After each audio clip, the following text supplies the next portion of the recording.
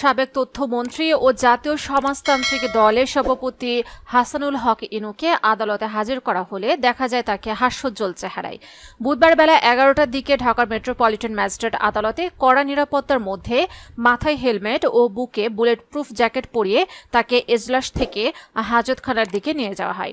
এ সময় আদালত চত্বরে উপস্থিত কয়েকজন ক্ষুব্ধ কণ্ঠে চিৎকার করে বলেন, হাসে শরম নাই, দেশের সম্পদ লুটপাট করেছে, এরপরও হাসে, লজ্জা শরম নাই, এদের বাঁচায় রাখা উচিত না।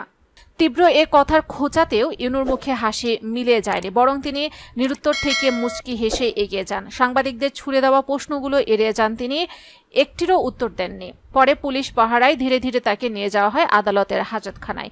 পরে মহানগর দায়রা জজ আদালতের পিপি ওমর ফারুকি বলেন, মানুষ ভয় পেলেও হাসে, কারণ মানুষ দেখাতে চায় যে আমার মনে কোনো ভয় নেই। কেউ অপরাধ স্বীকার করছে না যাদের কাছে তাদের ন্যূনতম অপরাধ বোধ নাই।